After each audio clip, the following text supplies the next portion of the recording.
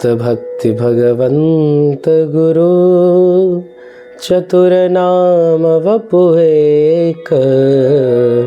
इनके पद वंदन करे, नासत विघ्न अनेक। जय जय श्री राधे। भक्तों की इस श्रृंखला में आप सबका स्वागत है। और भक्तों की इस पावन श्रृंखला में जिन चरित्रों का हम श्रवण कर रहे हैं, उनमें एक ऐसे भगवदीय, एक ऐसे प्रभु के प्रिय पात्र का श्रवण करने जा रहे हैं जो अपने ज्ञान के भाव में आकर दुनिया से शास्त्रार्थ करने चले गए थे और महादेव की कृपा से जिन्हें श्री वृंदावन की प्राप्ति भई। ऐसे महापुरुष, ऐसे महत्पुरुष, इनकी क्या महिमा कराई जाए। एक बार श्री वृंदावन आ गए, सदगुरुदेव सु आज्ञा हो गई कि भाई एक व्यक्ति के कल्याण से क्या लाभ है। ऐसे महापुरुष को तो जगह जगह जाना चाहिए, वृंदावन का प्रचार करना चाहिए। आपको आज्ञा हो गई कि आपको वृंदावन त्यागना पड़ेगा। आपने अपने मुंह पे कालिक पोत ली। वृंदावन की लताएं, श्री ब्रज की जो छोटे छोटे गुल्म हैं, छोटी छोटी वृक्ष हैं, उनको आप आलिंगन कर रहे हैं, रो रहे हैं। ऐसा अद्भुत प्रेम श्री वृंदावन की रसरीति के प्रति, प्रसाद में अनन्य निष्ठा, और आपकी इस भाव से प्रसन्न होकर स्वयं लाडली लाल और प्रियालाल आपके समक्ष प्रकट हो गए, आपकी सेवा का भाव लेने के लिए आ गए। ऐसे महत्पुरुष हैं श्री हरिराम व्यास जी। श्री हरिराम व्यास जी, आपका जो जन्म है ऐसे भगवदीय है। पहले तो हम थोड़ा सा भाव समझें, चरित्र तो है ही है, पर ऐसे भगवदीय हैं, ऐसे भक्त हैं जिनके चरित्र को श्रवण करके हमें लाभ क्या मिलेगा। एक वैष्णव को कैसा जीवन जीना चाहिए, एक वैष्णव के अंदर क्या क्या क्वालिटीज़ होनी चाहिए, क्या क्या उसके अंदर, उसके आगे क्या क्या एडजेक्टिव्स लगे होने चाहिए। ये इसकी क्वालिटी है, ये इसकी क्वालिटी है। ये सब बातों का संज्ञान। जीवन में कई बार विषम परिस्थितियाँ आएंगी, उस परिस्थिति से लड़ने के लिए, उस परिस्थिति में भी अपनी भक्ति को हम कैसे बराबर रख सकें, उस भाव को सुरक्षित रख सकें। भक्ति है क्या, इसकी विशेषता, संसार में गृहस्थ में रहकर, गृहस्थी में रहकर भक्ति का कैसे आनंद लिया जा सकता है, ये सब आपको इस चरित्र से प्राप्त होगा। और श्री प्रियालाल की इच्छा से मनोभाव यही है कि ये जो श्रृंखला है इसको हम चालू करें और आप सबके संग बढ़ाते रहें। आप सब भी इसमें सहयोग कर सकते हैं। इस जो वीडियो रूपी आपके सामने ये भगवत चरित्र आया है, इसको अधिक से अधिक लोगों को भेज सकते हैं ताकि वह भी इस चरित्र का लाभ ले सके। तो आइए हम सब चलते हैं श्री हरिराम व्यास जी के चरित्र में। श्री हरिराम व्यास जी का जन्म हुआ है ओरछा में, बुंदेलखंड की धरती पर। और आप कौन हैं? अंतरंग रूप में श्री प्रिया जी की विशाखा सखी हैं आप, बड़ी निज सखी हैं।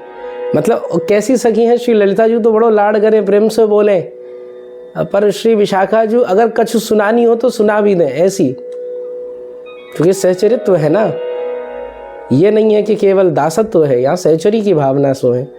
ऐसी सखी हैं आप। और अवतार के क्रम में आपने यहाँ पर ओरछा में बुंदेलखंड में अवतार लिया। और आपके पिताश्री सुमोखन शुक्ल जी बड़े विद्वान, हर विद्या में पारंगत, बड़े बड़े राजा उनकी शरण में आते, उनके सुपुत्र के रूप में आप आए। तो जैसे ही आए, पिताश्री के मन में भाव आया कि भैया हमारे यहाँ ऐसा सुंदर बालक हुआ है।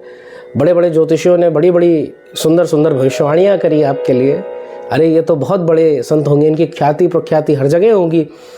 जब ऐसा वर्णन करा तो सोचा कि आपको तो विद्या अध्ययन के लिए कोई सामान्य जगह नहीं भेज सकते, ऐसे स्थान पर भेजना पड़ेगा जहाँ पर साक्षात सरस्वती वास करती है।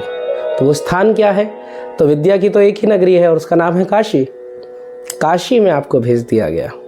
काशी में रहकर आपने मात्र कुछ दिनों में ही अपना अध्ययन संपूर्ण कर लिया। जैसे कहा गया है ना राम जी के लिए, गुरु ग्रह गए पढ़न रघुराई, अल्पकाल विद्या सब पाई। तो भगवान के जो भगवदीय होते हैं, दैवीय जीव होते हैं, उनके अंदर भी यही गुण दिखता है। जैसे प्रभु अल्पकाल में संसारिक विद्याओं को प्राप्त कर लेते हैं, ऐसे ही उनके जो भगवदीय हैं, उनके जो भक्त हैं, वो भी अल्पकाल में ही सारी विद्याओं का अध्ययन कर लिया।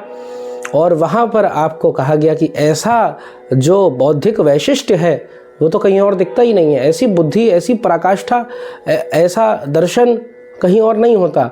ये तो केवल आप में ही होता है, या फिर व्यास में होता था। इसीलिए आपका नाम हरिराम व्यास रख दिया गया। आपका वैसे मूल नाम हरिराम शुक्ल है, परंतु जगत में आपकी ख्याति हरिराम व्यास नाम से हुई। अब आप ओरछा में आए, 52 रियासतें आपके अधीन थीं। 52 रियासतों के राजा आपसे सलाह मशवरा करने के लिए आते, आपसे भाव अपने करने के लिए आते, हमें क्या करना चाहिए, क्या नहीं करना चाहिए। ऐसा प्रभुत्व आप सोचिए आज के समय। अब इस प्रभुत्व को सोचना पड़ेगा, क्योंकि हरिराम व्यास जी की जो ऐश्वर्य है उसको भी समझना पड़ेगा, तभी माधुर्य में प्रवेश मिलेगा। तो ऐश्वर्य क्या है? 52 रियासतों के राजा नतमस्तक हैं प्रभु के भक्त के सामने, और अभी भक्ति का बीज है पर वो अंकुरित हुआ नहीं है। 52 रियासतों का राजा। आप सोचिए आज के समय एक व्यक्ति जो प्रधानमंत्री को जानता है, प्रधानमंत्री उसके पैर छुए ना छुए वो अलग बात है, पर जानता है, पर जगत में उसकी ख्याति क्या होगी? दुनिया भर को कहता हुआ जाएगा कि हाँ भाई एक कॉल कर दूंगा तुम्हारा सब काम हो जाएगा।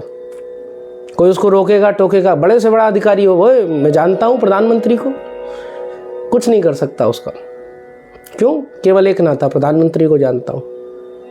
और ऐसे 52 प्रधानमंत्रियों को जानने वाले, ऐसे 52 राजा जिनके अधीन में रहते, जिनके चरणों का आश्रय प्राप्त करते, जिनके आप धर्म गुरु के पद पर विराजमान रहते और उनको धर्म की शिक्षा देते, आपकी क्या ऐश्वर्य होगा? सोचने वाली बात है। कितना बड़ा ऐश्वर्य। मन में भाव आया कि शास्त्रार्थ करना चाहिए, मेरी जो विद्या है उसका थोड़ा सा प्रचार करना चाहिए। सरस्वती की आपको सिद्धि हो गई थी, भगवती सरस्वती ने ऐसा आशीष दिया था, आप शास्त्रार्थ में किसी से हार नहीं सकते। और बड़े बड़े विद्वानों के चरित्र में यही आया है। ये शास्त्रार्थ ऐसा घसीटता है। शास्त्रार्थ का उद्देश्य क्या है? शास्त्रार्थ का उद्देश्य ये नहीं है कि दुनिया भर का जंजाल कर लें, बैर कर लें। अरे भैया, शास्त्रार्थ का बड़ा सुंदर उद्देश्य है, शास्त्र के गुण अर्थ को निकालना। जैसे आपकी माताजी होंगी, अब आजकल तो नहीं होगा पर थोड़ा विधि बदल गई होगी, तो जैसे क्रीम निकलती है दूध की, मलाई निकलती है, उसको मिक्सी में डाल लीजिए, थोड़ा बर्फ़ आदि डाल लीजिए तो माखन बन जाता है। पहले के समय में मटकियों में होता था, मंथन से बनता था, परंतु उसमें समय जाता है। ऐसे ही शास्त्र के अर्थ को जानने के लिए भी समय देना पड़ता है। शास्त्र का एक मूल अर्थ होता है, एक भावार्थ होता है, एक आध्यात्मिक अर्थ होता है, और एक ऐसा अर्थ है जो इस भौतिक जगत के परे है, इस भौतिक दृष्टि के परे है। तो ऐसे अन्य अर्थों को, ऐसे विशिष्ट अर्थों को जानने के लिए भगवती की कृपा, सरस्वती की कृपा होना अनिवार्य है।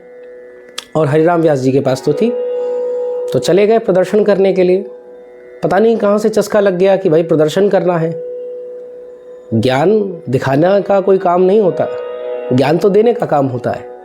अगर आप ज्ञानी बन गए हैं, अगर आपको कुछ आता है, कोई स्किल आती है, कोई काम आता है, तो उसको आगे बढ़ा दीजिए। ज्ञान का स्वरूप ये है। उसका प्रदर्शन करना ये उसका स्वरूप नहीं है, ये उसका स्वभाव नहीं है, पर आपने ऐसा कर दिया। न जाने प्रभु की क्या इच्छा थी। और कहीं ना कहीं अगर लीला क्रम में जाओ, अगर ये ना करते तो वृंदावन का भाव कैसे जागृत होता? तो आप शास्त्रार्थ पे निकले, बड़े बड़े ब्राह्मणों को आपने परास्त कर दिया, बड़े बड़े विद्वानों की नाक एकदम नीची कर दिया आपने। आप चलते गए, और कैसे चलते थे? ऐसे नहीं सामान्य व्यक्ति की तरह, हम और आपकी तरह गए, एक झोला उठाया चल दिया, ना ना ना। श्री हरिराम व्यास जी 2-3 बैलगाड़ी पीछे चलती थी। क्यों? क्योंकि जब शास्त्रार्थ होता था, किसी ने कोई श्लोक बोल दिया, तो कई बार ऐसा भी विद्वान जन करते थे कि अपने मन से श्लोक गढ़ दिया, अपने मन से, भाई संस्कृत के विद्वान हैं, इस श्लोक बना सकते हैं। अब वो शास्त्र में तो है नहीं, तो तुरंत कहाँ से बोला, किस पोथी से, तुरंत मंगा के चेक करा जाता था। तो इसीलिए 3-4 बैलगाड़ियाँ चलते हुए आती, उन सब पे प्रमाण पत्र लगे होते, यहाँ से महाराज यहाँ हरिद्वार को जीत लिया है, अरे महाराज उज्जैन को जीत लिया, ऐसे करते हुए खूब सारे प्रमाण पत्र लगे हुए। काशी की धरती पे आपने प्रवेश करा, आपकी वह भूमि जहाँ से आपने विद्या का अध्ययन करा था, आज अपनी विद्या का शौर्य दिखा रहे हैं, आए हैं। सारे ब्राह्मण जानते तो थे भाई हरिराम व्यास हैं, इन जैसा ज्ञानी या तो ये हैं या दूसरे व्यास जी हैं। तो व्यास जी कहाँ से आएंगे? और हम सब में इतना ज्ञान तो है नहीं, तो इनसे शास्त्रार्थ करेंगे तो हारना निश्चित है। ये भी नहीं कह सकते गोल मटोल बातें कर दें कि हाँ इस फलाने ग्रंथ में है, ये तो ग्रंथ लेके चलने वाले आदमी। तो अब क्या करा जाए? तो भैया जिसका कोई नहीं होता उसका सहारा तो श्री महादेव होते हैं। महादेव ऐसे आश्रय हैं जो अनाश्रित को आश्रय दे देते हैं। सबके सब पहुंच गए ब्राह्मण जन और महादेव की डोली पर, महादेव के द्वार के सामने पुकारने लगे, महादेव हे महादेव नमामि शमीशाम निर्वाण रूपम। सब प्रार्थना करने लगे, अपने भाव दिए। महादेव आ गए। महादेव ने कहा क्या चाहिए आपको? बोले हरिराम व्यास नामक एक बड़े विद्वान हैं, आ रहे हैं, काशी की नाक कट जाएगी अगर हम लोग शास्त्रार्थ में गए, क्योंकि हारना निश्चित है, इसीलिए आप काशी की लाज को बचा लीजिए। हे प्रभु, आप तो हर चीज़ को, हर किसी को स्वीकार कर लेते हो। इस काशी तो आपका ही स्वरूप है, इसकी लाज को बचाने का दायित्व आपका है। अब इधर हरिराम व्यास जी प्रतीक्षा में कि कोई व्यक्ति आए मुझसे शास्त्रार्थ करे। डंका पिटवा दिया, ढोल पटवा दिया, कोई ब्राह्मण की हिम्मत ही ना हो, किसी विद्वान की हिम्मत ही ना हो जो एक शब्द बोल दे उनसे। तभी देखा कि उनके शिविर के बाहर एक बूढ़ा ब्राह्मण आया है। हाथ में लाठी है, आंखें झुकी झुकी सी हैं, कमर हल्की हल्की दर्द कर रही है, मानो करहा रहा है, और अपनी लाठी को लेकर पहुंचा और बोला क्या व्यास जी से मिल सकते हैं?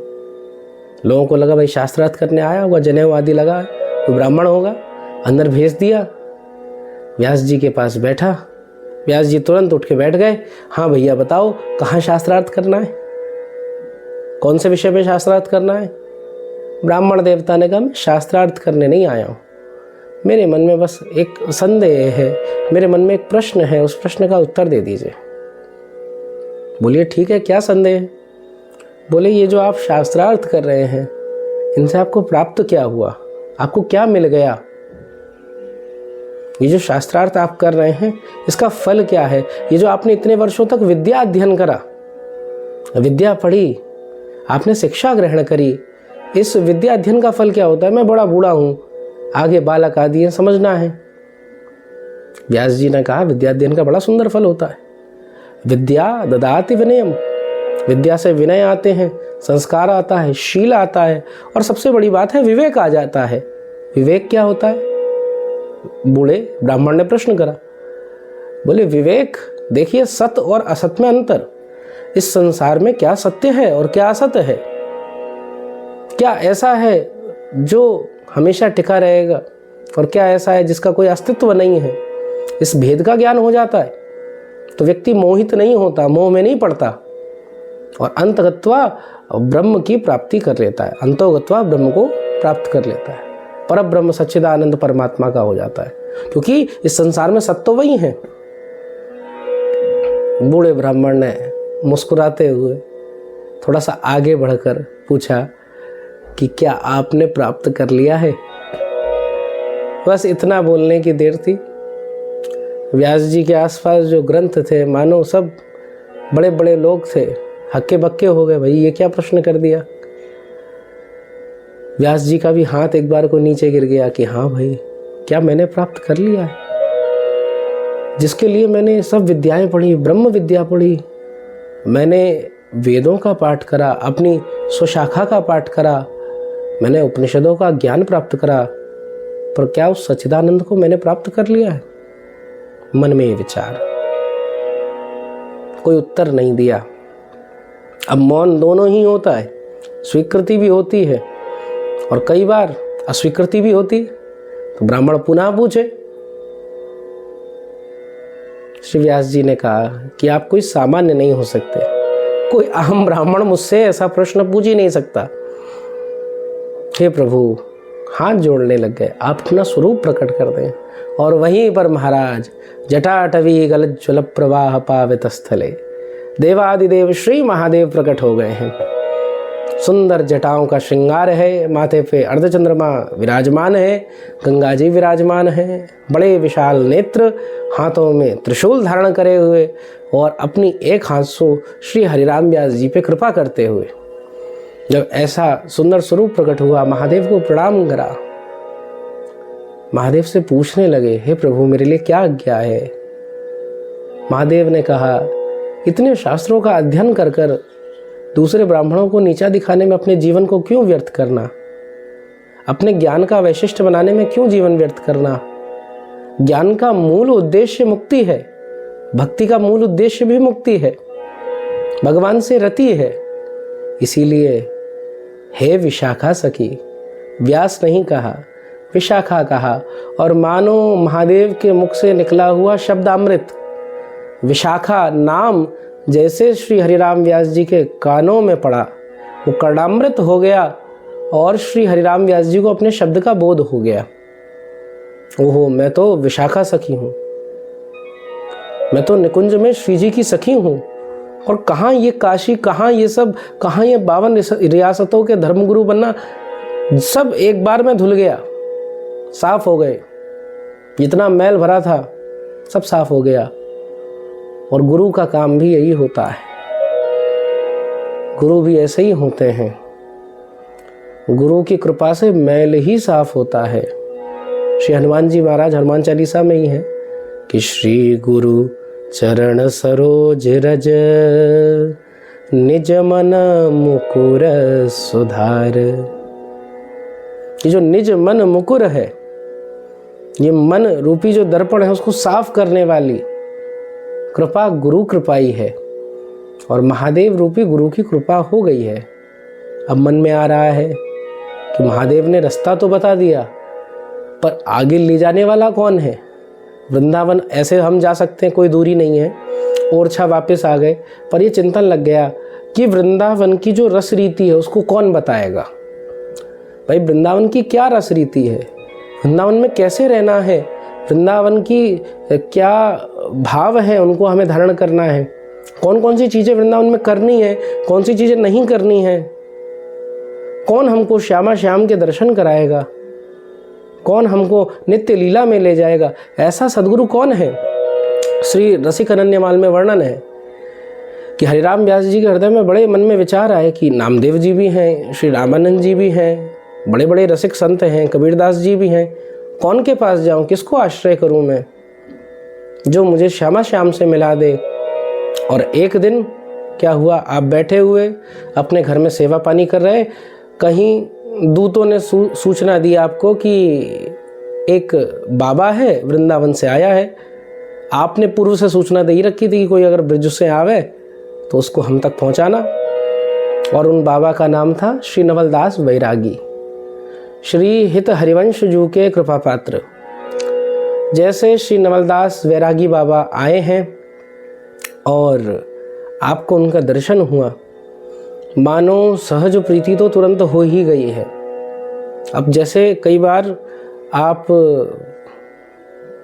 कोई सुंदर व्यक्ति को देखने जा रहे हैं, विवाह संबंध के लिए जा रहे हैं, आप दोनों को एक दूसरा परस्पर पसंद आ गए, वर को वधू, वधू को वर पसंद आ गया, फिर तो बाकी फॉर्मेलिटीज़ तो हो जाती हैं, पर मेन काम तो हो गया। चित्त का आकर्षण मानो श्री हित महाप्रभु की कृपा के रूप में नवलदास वैरागी बाबा आए, क्योंकि शिष्य के अंदर भी गुरु का आधा तेज आ जाता है, शास्त्र की आज्ञा है। तो वो तेज लेकर आए हैं और उनको आपने सुंदर रहने की व्यवस्था दी। और आपके पास में एक चित्रपट रहता था, जैसे हमारे यहाँ अभी भी विरक्त साधुओं की परंपरा में, कई गृहस्थों की परंपरा में, श्री राधा वल्लभ संप्रदाय में चित्रपट सेवा का ही विधान मिलता है। भगवत कृपा से हमें भी जो गुरुपद प्राप्त हुआ, वहाँ पे तो श्री अधिकारी जी स्वयं राधा वल्लभ लाल को लाड लड़ाते हैं, पर हमारे शिक्षा गुरु के रूप में श्री वाल्मीकि तिवारी जी गुरु जी, आप भी चित्रपट सेवा ही करते हैं। और हमने और रसिक संतों को भी देखा, श्री हितदास जी के पास भी, महाराज जी के पास भी चित्रपट सेवा का भाव था। बहुत सारे वैरागी संत हैं जो चित्रपट ही रखते हैं, कारण क्या है, सेवा बड़ी सहज होती है उसकी, उसमें दोष लगता नहीं है। और विरक्त बाबा होते हैं बेचारे भिक्षा पे रहवे, तो कहाँ से साज करें, कहाँ से श्रृंगार करें। तो इसीलिए नवलदास वैरागी बाबा चित्रपट रखते, फोटो ठाकुर जी की, और उसको आपने विराजमान कराया, सुंदर पीताम्बरी आपने बिछाया, और प्रातः का समय था, सेवा क्रम था, तो आपके मुख से एक पद निकला जो प्रातः काल आज भी श्री राधा वल्लभ जी की मंगला के बाद में सारी सखियाँ जो श्री राधा वल्लभ जी की सहचरियाँ हैं आती हैं और उनकी चौखट के सामने इस पद को गाती हैं कि आजू अति राजत दंपति भोर, आजू हति राजत दंपति भोर, सुरत रंग के रस में भीने, सुरत रंग के रस में भीने, नागरी नवल किशोर, आजू अति राजत दंपति भोर, पग डगमगत चलत वन विहरत, पग डगमगत चलत वन विहरत, रुचिर कुंज घन खोर, आजू अति राजत दाम्पति भोर। जय श्री हित हरिवंश। अंत में श्री प्रभु कह रहे हैं जय श्री हित हरिवंश, लाल लाल नामिल, हियो सिरावत मोर, आजू अति राजत दंपति भोर। मतलब आज श्री प्रियालाल जी बड़े सुंदर हैं। और कैसे हैं कि सूरत रंग के रस में भीने। श्री प्रियालाल जी श्री किशोरी जी की सुंदर रूप माधुरी को देखकर और श्री ठाकुर जी श्री प्रिया जी की रूप माधुरी को देखकर परस्पर एक दूसरे के रूप में आह्लादित हो गए हैं, आनंदित हो गए हैं। और ऐसे आनंदित हो गए हैं, ऐसे आह्लादित हो गए हैं कि चरण भी नहीं रखा जा रहा है। पग डगमगत चलत वन विहरत, और ऐसे आप कुंज में वन की लीला कर रहे हैं, कुंज को विहार कर रहे हैं।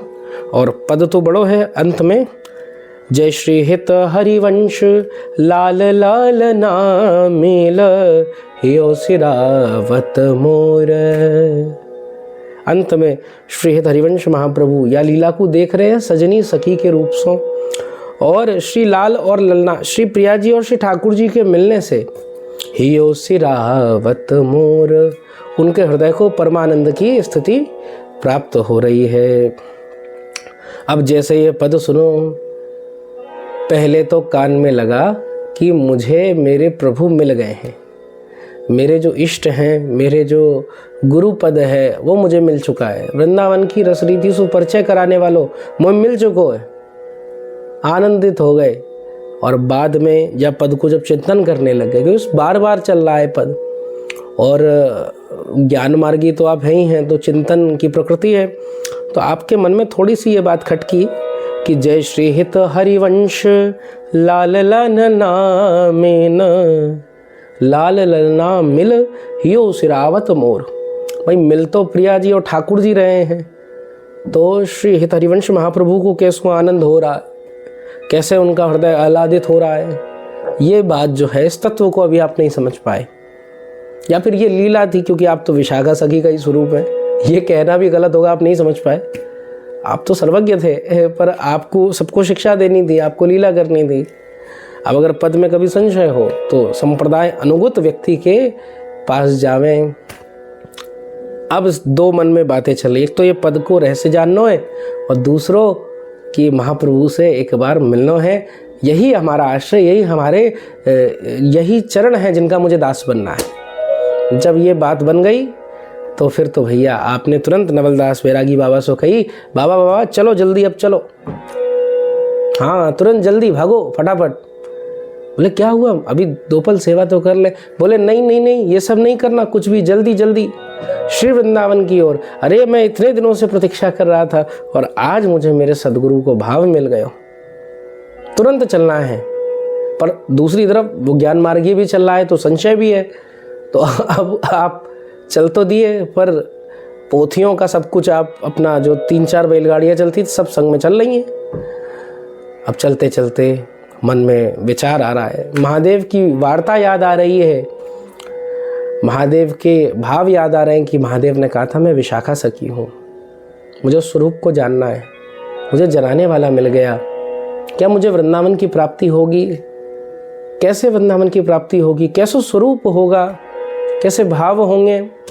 तभी आपने एक सुंदर पद की रचना करी कि कब होंगे ब्रजवासी हरि हम, कब होंगे ब्रजवासी, ठाकुर नंद किशोर हमारे, ठाकुर नंद किशोर हमारे, ठकुराइन राधासी।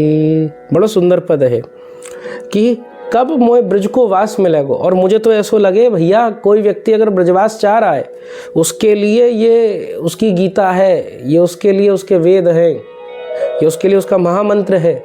सुबह उठो और पहला काम यही, ठाकुर जी के पास जाओ, सेवा करो बढ़िया मंगला में, उनको सुंदर अधोटा दूध उनको अर्पित करो, उठाओ और ठाकुर जी से बोलो कि कब होंगे ब्रजवासी हरि हम, कब होंगे ब्रजवासी, ए ठाकुर नंद किशोर हमारे, ठाकुर नंद किशोर हमारे, ठकुराइन राधासी। कब हमें ऐसे स्वामी मिलेंगे और कब मिली हैं वे सखी सहेली, कब मिली हैं वह सखी सहेली, हरिबंसी हरिदासी, हरि हम कब होंगे ब्रजवासी। हे लाल जी, मुझको कब ऐसी सखी मिलेंगी, कब ऐसी सहेली मिलेंगी जो दुनिया को प्रपंच ना करें, दुनिया की वार्ता ना करें, मुझसे केवल प्रियालाल आपकी वार्ता करें, आपकी चर्चा करें, आपको भाव कहें, आपसु नेम करा दें, आपसु प्रेम करा दें, आपसे रति करा दें। ऐसी सखियों का भाव मेरे अंदर कब आवेगा। और वंशी वट की सीतल छैया, वंशी वट की सीतल छैया, सुभग नदी जमुना सी, हरि हम कब होंगे ब्रजवासी। वो वंशीवट की शीतल छैया, वो श्री यमुना रसरानी की कृपा प्रसादी, उनका भाव, और जाको वैभव करत लाल सा, कर मोड़त कमलासी। जिस वैभव को इस वृंदावन की वीथिन में वास करने के लिए कर मोड़त कमलासी, भगवती लक्ष्मी जी अभी भी तपस्या कर रही हैं।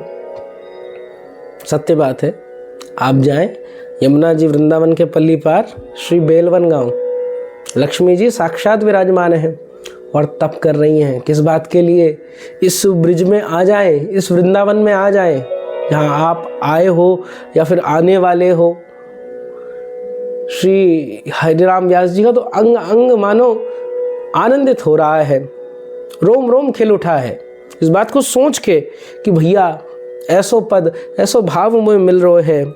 और इतनी आस व्यास की पुजवऊं, वृंदा विपिन विलासी, हरि हम कब होंगे ब्रजवासी। हे प्रभु, हम कब ब्रज को वास करेंगे, कब ब्रजवासी होंगे, कब वृंदावन की सहचरियन के संग डोलेंगे। हे करुणा निधान, मुझको आप कृपा करके बता दीजिए। अब यही भाव से आप चलते रहे और लगभग थोड़ा समय हो गया था, दूरी तो है ही ठीक ठाक। आप आए हैं और आते ही कहीं और आपका मन नहीं लगा, सीधे आपका मन लगा कि श्री हरिवंश महाप्रभु जी, श्री हित सजनी जी के पास ही चलना है और कोई तो मतलब ना है मुझे सीधे अपने गुरुगृह जाना है। आप चले और चलते जैसे ही पहुँचे तो श्री हरिवंश महाप्रभु जी वह समय श्री ठाकुर जी राधा वल्लभ लाल को भोग सिद्ध कर रहे।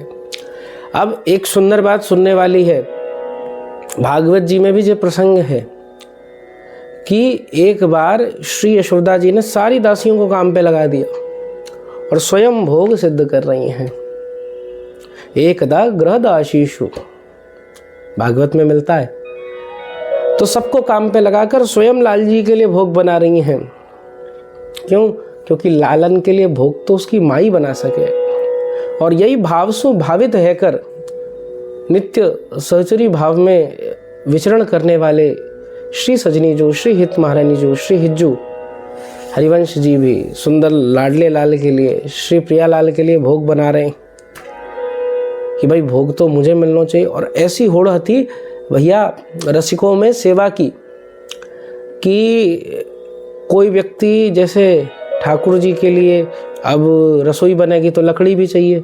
अब जाकी सेवा है लकड़ी काटवे की, कोई दूसरो आ जाए बाकी काट दे तो वो चेत जाए, गुस्सा करे। क्यों? अरे भैया तू मेरी सेवा कैसे खा गए हो, ये तो मेरी सेवा है, मैं लकड़ी काटूंगा। या बात पे लड़ाई है जाती महाराज। ये सेवा को भाव है। ठाकुर जी की सेवा बड़ी आनंदित, अरे सोहिनी सेवा मिल जाए, श्री राधा वल्लभ जी में झाड़ू लगावे की सेवा मिल लो, कितनी बड़ी बात है महाराज। ऐसे बड़ी कोई सेवा हो सके? ठाकुर जी की सेवा करना, इससे बड़ा क्या उद्यम है। हमारे जीवन के दो उद्देश्य हैं, आचार्यों ने कहा, या तो कथा श्रवण करना या सेवा करना। अगर हम वैष्णव हैं तो हमारा यही मूल उद्देश्य है, या तो कथा श्रवण करना या सेवा करना। तीसरा उद्देश्य हमें नहीं पता, आप पता कर ले जो हो।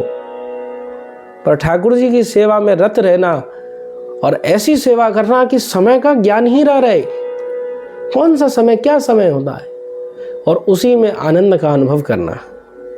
आप करिए, आपका जीवन बदलेगा निश्चित है। पर विश्वास रखना पड़ेगा, ठाकुर जी पे अनन्य निष्ठा होनी पड़ेगी। अगर निष्ठा इधर उधर जाएगी तो जैसे यशोदा मैया का ध्यान लाला से भटका, श्री लालन ने क्या करा, सारे मटके तोड़ दिए। ऐसे ही अगर निष्ठा इधर उधर हुई तो भैया ये लाला भी खतरनाक ही है, देखने में मीठे लगे पर घाव करे गंभीर।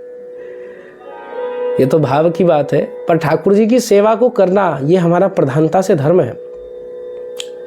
अब वो आप कैसे भी करें, जैसे भी है। अगर कॉलेज वगैरह में है तो विग्रह सेवा का भाव ना करो, चित्रपट सेवा सर्वोत्तम है। चित्रपट ले आओ, ठाकुर जी की कोई फोटो ले आई है और जितना उससे भाव से हो सके उसकी सेवा करिए। अगर आपके पास समय है तो बिल्कुल अष्टयाम पद्धति से, श्री राधा वल्लभ पद्धति से आप उनकी सेवा करें, उनको लाड लड़ाएं, उनको भोग दें। 8 से 9 समय ठाकुर जी को खूब लाड करें, भोग लगावें, उनकी समय पर आरती करें, राजभोग आरती करें, उत्तापन भोग आदि करें। तो ऐसा सेवा का प्रकरण रहता है। तो जब ऐसा हुआ, आप तो भोग सिद्ध कर रहे थे, तभी क्या हुआ, तभी आप पहुंच गए। श्री हरिराम व्यास जी पहुंचे, नवलदास बाबा बैठा भी रहे थे, पर इतना उत्सुक व्यक्ति जिसने श्री हरिवंश महाप्रभु जी के पद को सुना और तुरंत वो ओरछा से भाग गया। भागते हुए कोई आ रहा, आप सोचो एक बार। अब वो वृंदावन आके रुकने वाला है क्या, किसी के रोके? तुरंत दौड़ते हुए पहुंच गए और जन्म जन्मांतर के व्याकुल मानो। यद्यपि ये तो अवतारी पुरुष हैं, लीला कर रहे हैं कि गुरु से कैसे मिलना चाहिए, व्याकुल होकर मिलना चाहिए। अपने मन के भाव को तुरंत वहां अर्पित करना चाहिए। श्री महाप्रभु जी के पास गए और प्रणाम करा, बोले मेरा आपसे ये प्रश्न है। महाप्रभु जी ने तुरंत चूल्हा बंद कर दिया। चूल्हा बंद कैसे कर दिया? पहले लकड़ी होती थी, लकड़ी निकाल ली, हो गया चूल्हा बंद। जो बटलोई थी, चढ़ाई हुई थी, चूल्हे पे उतार दी। अब जैसे ये हुआ तो भैया बड़ी श्री हरिराम व्यास जी को ग्लानि हुई कि आप तो ठाकुर जी की सेवा कर रहे थे और मेरे चक्कर में आपने उतार दिया। परंतु मेरा यहाँ एक संदेह और आ गया कि भाई सेवा करना तो हाथ का धर्म है, हाथों का काम है, और मेरे प्रश्न का उत्तर तो मुख से देना है। तो इन दोनों के बीच में क्या जुड़ाव? आप चाहे तो बनाते बनाते सेवा कर सकते थे। तब श्री हरिवंश महाप्रभु ने एक पद श्री हरिराम व्यास जी को शिक्षा के रूप में प्रदान करा कि यह जो एक मन बहुत ठौर करी, कहीं कौन सचो पायो। यह जो एक मन है इसने बहुत ठौर कर रखी है। सांची बताओ कौन सा सुख पा लियो? मल्टीटास्किंग के नाम पे मूर्ख बना रहे हो अपने आप को। एक काम को साध्य करके एक बार में निपटाया जाए, करा जाए। जहां मन लगेगा वहीं काम होगा, दूसरा कोई काम नहीं हो सकता। जब तक मन नहीं लगेगा उस चीज में तब तक वो काम हो ही नहीं सकता। कुछ ना कुछ गड़बड़ होगी, कुछ ना कुछ दिक्कत होगी ही होगी। इसका उदाहरण क्या दिया? मान लो कोई व्यक्ति हो 2 घोड़ों की सवारी कर रहा है, गिरेगा कि नहीं गिरेगा? सोचिए। जैसे कोई सती स्त्री है अपने पति की सेवा करे, और कोई जार युवती है वो 50 की सेवा करें, सम्मान तो सती का ही होगा। तो हमारे मन का तो यही उद्देश्य है, मन का यही कर्तव्य है, ठाकुर जी की सेवा करना, ठाकुर जी को लाड लड़ाना। अंत में महाप्रभु जी ने अपने पद में कही कि जय श्री हित हरिवंश प्रपंच बंच सब काल ब्याल को खायो, यह जिय जानी श्याम श्यामा पद कमल संगी सिर नायो। और साची बात का है, साची बात यही है, जितने तुमने प्रपंच रख रखे हैं सब काल उनको खा जाएगा। काल मीन्स टाइम, समय, किसी को नहीं छोड़ेगा। परंतु एक श्यामा श्याम है जो आपके संग सदा रहेंगे। अब इतना कहने से ही पूर्व का जो संदेह था वो भी मिट गया कि जय श्री हित हरिवंश लाल लाल नामेल यो सिरावत मोर। समझ गए क्या? अरे ये तो सखी भाव में है, इनका मन ही श्यामा श्याम हो चुका है।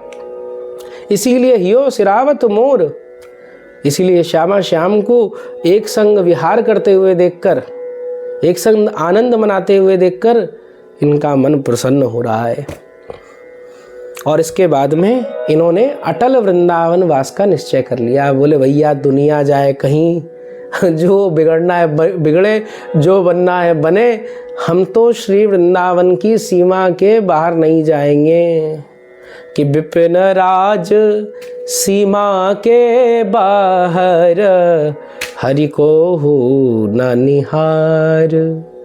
विपिन राज वृंदावन की सीमा के बाद ठाकुर जी मोए मिलेंगे, मैं नाई जाऊंगा। कोई भरोसा ना है टिकेगो कि नहीं टिकेगो। पर ये वृंदावन में श्री हित महाप्रभु जी की कृपा से जो ठाकुर मिलेंगे ये मेरे होंगे, ये मेरे पास रहेंगे। सद्यो, भागवत में भी शब्द है ना, सद्यो हृदय वरुध्य तेत्र कृत भी शुश्रूषुभिस्तच्छणात्। बोले अनेक साधन कर लिए पर काम नहीं बना, भागवत सुन के क्या प्रॉफिट मिलेगा, क्या लाभ मिलेगा? सद्यो हृदय वरुध्य तेत्र कृत भी, सुनने मात्र से भागवत के श्री कृष्ण तुम्हारे हृदय में प्रविष्ट हो जाएंगे। ये बेनिफिट है। अब भैया इन्होंने तो निश्चय कर लिया, पर परिवार वाले काम मानने वाले, परिवार वाले बैठे, रियासत वाले बैठे, इतने जागीरदार बैठे, 52 राजा बैठे। अब ऐश्वर्य वाले आदमी के संग बड़ा ये लंगड़ होता है, बड़ी दिक्कत होती है। समाज में जिसकी प्रतिष्ठा हो गई, आपको लग रहा बहुत बढ़िया हुआ, बड़ा बढ़िया जीवन जी रहा है, और बड़ी उसके संग है, उसको छोड़ना प्रपंच बड़ा कठिन काम है। क्योंकि वो छोड़ सकता है पर प्रपंच उसको नहीं छोड़ेगा, उसके पीछे पड़ा ही रहेगा। अब भैया क्या हुआ, आपके परिवार वाले आ गए, परिवार वाले आए लेने के लिए, चलो व्यास जी चलो चलो, आप श्री सेवा कुंज के पास में ही वास करते। और आज भी अब मैं कहूँगा, आप सबसे हाथ जोड़ के विनती करूँगा, अगर आप पे समय हो, श्री बनखंडी महादेव से नेक आगे जाओ, तिराहे से किशोर वन करके लिखा हुआ है, वहाँ प्रविष्ट हो जाओ। श्री व्यास जी की स्थली है वहाँ पे, और सेवा कुंज से सटी वही है। प्रमाण के रूप में बताऊं, सेवा कुंज की दीवार और किशोर वन की दीवार एक ही है। तो इतनो प्रेम, मतलब श्री महाप्रभु जी जहाँ श्री राधा वल्लभ लाल जी को लाड लड़ा रहे हैं, बिल्कुल पास में ही आप विराजे हुए हैं कि हाँ जो भी भाव हो, जो भी सेवा हो। अब सबरे आ गए, कहने लगे परिवार वाले, अरे भैया चलो, कोई चाचा को, कोई मामा को, कोई ताऊ को, सबरे ऐसे टाइम में ही आवे, ध्यान रखियो कछु बढ़िया करवे जा रहे हो तो ये आएंगे जे, वरना पतो ना आवे कि ना आवे। कोई बढ़िया काम में बाधा डाल लो, सबसे पहले ठाकुर जी नहीं भेजे, अब जे आ गए अब क्या करो जाए। सो भैया बार बार बचे, कभी कहें कि मैं जाप कर रहा हूँ, कभी इधर को जावे, कभी कहें कि अरे मेरे तो व्रत है आज मैं नहीं जा सकूँ। बड़ी मतलब देरी से लगे पड़े, सुबह से बात करते करते, अरे आप क्या उदास हो गए, कैसे नहीं चल रहे, बार बार पूछे। अरे भैया मैं तो कहा बताऊं, भैया अपने भक्त अपने हृदय की स्थिति कहा बतावे, तुम्हें समझ में आवेगी। और अब ये कह दें तो वो आफत है, तो क्या करो जाए। अरे मैंने कि यमुना स्नान करके तुम बैठो भोजन पाओ, बला टले, सीधी सी बात है। अब भैया बला टालवे के लिए आप गए यमुना जी स्नान करवे, और ये पीछे पीछे वहाँ पहुँच गए डुकरते भाई, चेहरा तो है ही। अब सबरे पहुँच गए, घेर लियो, और तभी याद आई, अरे राजभोग की आरती हो गई, प्रसाद रह गए हो। तुरंत भागते गए श्री राधा वल्लभ मंदिर के पास में, और तभी राधा वल्लभ लाल तो लीलाधर प्रभु है महाराज, लीला कर दई। कहा लीला कर दई, एक भंगिन आई जो ठाकुर जी के मंदिर के बाहर झाड़ू आदि लगावे, वो आई और उसने कहा कि व्यास जी अब पंगत तो है गई। उसके हाथ में श्री राधा वल्लभ लाल जी की प्रसादी पकौड़ी पड़ी हती। आपने कही ये प्रसादी मोको दे देने, या को किनका दे दे। वो बोली, अरे महाराज कहाँ बात कर रहे हो, तुम इतने बड़े सिद्ध संत, इतने बड़े जनेऊधारी, इतने बड़े विद्या मार्तंड, मैं कहाँ तुम्हें ये सब प्रसाद अर्पित करूंगी। अरे तुम भ्रष्ट हो जाओगे। अरे कछु नष्ट भ्रष्ट ना करो, मैं तो आज्ञा कर रहा हूँ, दे मोए। अब वो बेचारी सीधी साधी ने उठा के दे दी। अब जितने इनके परिवार के जन ब्राह्मण जन खड़े, तुरंत कान पकड़े, हे राम राम, भ्रष्ट हो गया, ये बर्बाद हो गया, कोई काम का नहीं रहा, पागल हो गया हरिराम व्यास। हरिराम व्यास जी मन में कह रहे हैं, पागलपन बढ़िया है, चलने देना चाहिए, ये पागलपन बहुत सुंदर है। सब छोड़ छाड़ के चले गए। तब हरिराम व्यास जी ने एक पद कहो, एक पकौड़ी से सारो जग छूट गए हो महाराज। जप तप व्रत संयम करी हार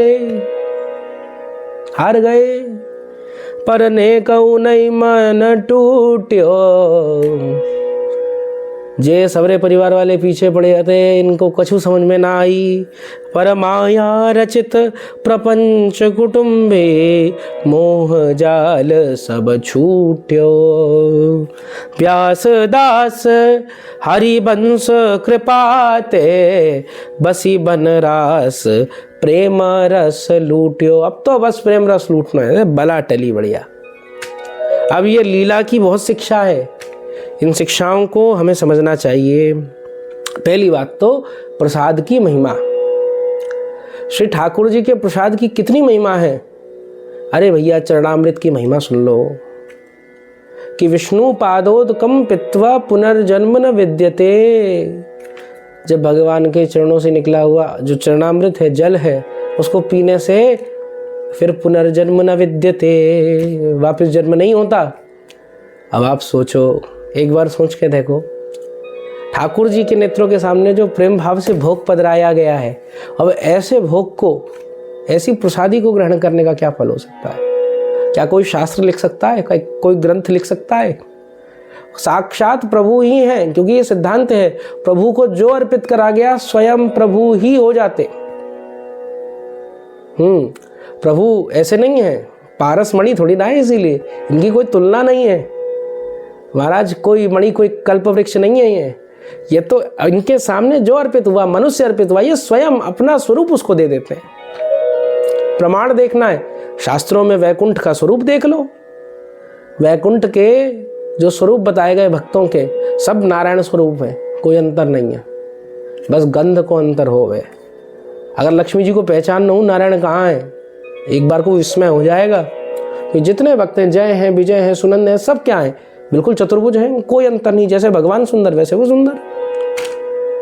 तो प्रसाद क्या है, जो तुम्हें भैया किनका आपको मंदिर से मिल रहा है, ये साधारण वस्तु नहीं है, ये स्वयं प्रभु हैं। ज़्यादा इसमें हबड़ थबड़ करनी नहीं है, ज़्यादा लेवे के चक्कर में रहना नहीं, प्रसाद बुद्धि होनी चाहिए। हाँ ये बात है, कई लोग ऐसा करे भाई पेट पूजा ही कर रहे हैं प्रसाद से, तो वो फिर गड़बड़ चीज़ आ जाती है, क्योंकि वो है तो प्रसाद पर तुमने अन्न की दृष्टि कर ली उसमें। वो तो अपना अमृत फैलाएगा पर तुमने अपने अंदर जहर भी तो डाल लिया है, उसका भी तो इफेक्ट होगा। तो इसीलिए प्रसाद बुद्धि से किनका लेके ठाकुर जी को अपने मुख में डाल लें और मानो ठाकुर जी ही मुझे मिल गए। ठाकुर जी की कभी प्रसादी माला मिले मतलब ठाकुर जी ने आज मुझे गले लगा लियो। ठाकुर जी को श्रृंगार को जो सामग्री मिली, आहा आज निकुंज को भाव बन गए। प्रभु का साक्षात दर्शन ही प्रसाद है, ऐसो भाव हमको करना चाहिए।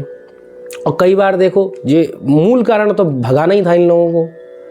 तो कई बार संतों के पास आप जाओगे, कभी भक्तों के पास आप जाओगे, कभी क्रम लीला का ऐसा नहीं बना, कभी कुछ भाव ऐसा नहीं बनो, आपको मन एक चेंज हो गया, उसके बाद में आपको लगा अरे ये तो बाबा ऐसा ही है, फालतू है, बकवास करता है, या फिर आपको लगा अरे बड़ा उपद्रवी है, बदतमीजी करता है। कई बार संत इस प्रकार की लीला करते हैं ताकि बल आ जावे, लोग जावें, ज़्यादा परेशान ना हो। इसमें एक छोटी सी कथा भी है कि दो संत होवें, बड़ी शांति से जंगल में भजन करें। अब जहाँ प्रभु प्रकाश करना चाहे हो जाता है। अब जैसे आज के समय कितने संतों का प्रकाश हुआ तो आप टीवी या इन यूट्यूब के माध्यम से देख पा रहे हैं, पर कितने हजार संत ऐसे हैं जिनका अता पता भी नहीं है, इनका मतलब उनको ठाकुर जी गुप्त रखना चाह रहे हैं, भाई तुम अपनी सिद्धि करो। तो ऐसे ही ये भी संत थे, पर प्रकाश हो गया, लोग आने जाने लग गए, राजा को पता चली। अब सोचा राजा यहाँ आ जाएगा, एक दो लोग तो ठीक है, लेकिन बड़ा दिक्कत होगा। दोनों संतों ने कहा रोटी पड़ी है सामने, शुरू करो नाटक। और रोटी खींचने में लग गए, दोनों लड़ने मरने पे आ गए, मार डाला, एक दूसरे का सर फोड़ दिया। वो बाहर से देखिए राजा, भाई क्या हो रहा है अंदर, इतनी आवाज़ें आ रही। बोले पहले तक तो ठीक थे महाराज, अभी आप आए हैं तो रोटी के लिए लड़ रहे हैं। बोले कैसी रोटी? बोले जैसी आपकी रोटी होती है वैसी रोटी है, दोनों लड़ रहे हैं, एकदम मारा पीटी मरी हुई है। राजा ने सोचा हाय राम, क्या बताओ, रोटी के लिए मर रहे हैं, ये संत है, चलो चलो यहाँ से। अपने सैनिकों को लेके निकल गया। तो ऐसे भी संत करते हैं। और एक और बात है कि देखो कि जो रसिक परंपरा है, जो श्री ठाकुर जी की शरणागत वैष्णव हैं, उनमें भेद नहीं करना चाहिए। अगर हम श्री ठाकुर जी के जनों में भेद करेंगे तो कहाँ जाएंगे भाई। इस प्रसंग के द्वारा श्री हरिराम व्यास जी ने ये सिद्ध करो कि मेरे हृदय में किसी भी वैष्णव के प्रति भेद बुद्धि नहीं है, उसका नाश हो चुका है। क्योंकि कहीं ना कहीं जब आप वैष्णव होते हैं तो सबसे पहले इस भेद बुद्धि को ही मिटाना होता है। इस जगत में जो भी वैष्णव है, अब वो तिलक लगाए या नहीं लगाए, भाई आंतरिक रूप से तो भगवान सब में विराजमान है, तो उनका सम्मान करना, उनको हृदयस्थ करना। और सारे जो ब्राह्मण जन थे वो तो भाग गए, बोले जाति भ्रष्ट हो गया, इसने तो भंगिन के मुख से पा लिया है, वो भंगिन के हाथ से पा लिया है।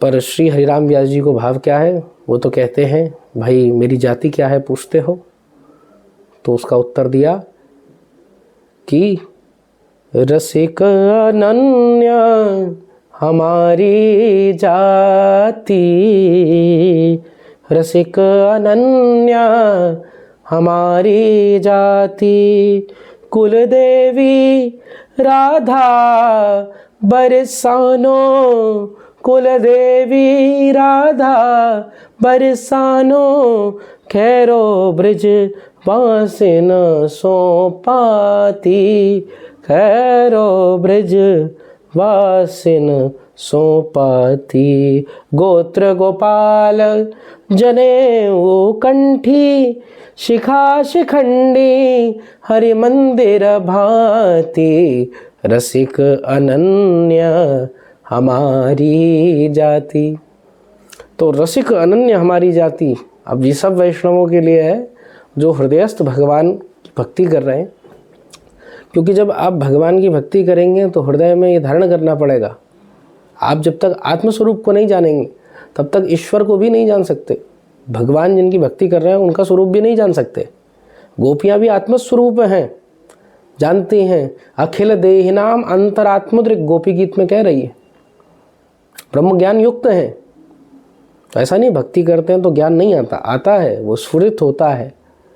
और वही इस ज्ञान को यहाँ दिया गया है कि सब वैष्णव उसको धारण कर सकते हैं। अब हृदय में भाव करने हैं ये कि कुलदेवी राधा बरसानो। कुलदेवी कौन है? श्री किशोरी जी हैं। और परिवारजन कौन है? श्री ब्रजवासी जन है। गोत्र क्या है तुम्हारा? गोपाल, अच्युत गोत्र है। जब जीव वैष्णव हो जाता है उसका गोत्र अच्युत ही हो जाता है। जनेऊ क्या है भाई तुम्हारा? कंठी जो हृदय में गले में बंधी हुई है यही जनेऊ है। और ये जो शिखंडी क्या है? ये हरि मंदिर भांति। तो ऐसा सुंदर भाव। तो इसके द्वारा श्री हरिराम व्यास जी के चरित्र से हम ये भी ले सकें कि भक्त वैष्णवन में भेद करना, अब आजकल वो जातिगत भेद तो कुछ नहीं, पर ये भेद तो है, क्लास भेद तो है। मैं अमीर वैष्णव, ये गरीब वैष्णव, ये तो खूब चल रहा है। ये मेरी ड्रेस ऐसी, मेरे कपड़े ऐसे, इसके कपड़े ऐसे, ये तो चल रहा है। तो इसका भी हमें समाधान करने की आवश्यकता है। तो आज के चरित्र को हम यहीं पे विराम देंगे। कल के चरित्र में आप कई सारे विषयों का श्रवण करेंगे। श्री जुगल किशोर लाल जी का प्राकट्य भी कल ही होगा। श्री हरिराम व्यास जी के सेवी ठाकुर जी हैं, तो उनकी चर्चा, ऐसे ही भगवदियों की चर्चा अगर आप श्रवण करना चाहते हैं तो पुनश्च आपसे एक प्रार्थना है, क्योंकि हम भी इस कार्य को कर रहे हैं, हमें भी प्रोत्साहन मिलता है। सीधी सी बात है भाई, मानव ही तो है सृष्टि में। इसीलिए आप इसको अधिक से अधिक लोगों तक पहुंचावें ताकि हमें भी प्रोत्साहन मिले और ऐसे ही चरित्रों को हम आपके समक्ष लेकर आ सकें। जय जय श्री राधे। श्री हित हरिवंश विजय तेतना।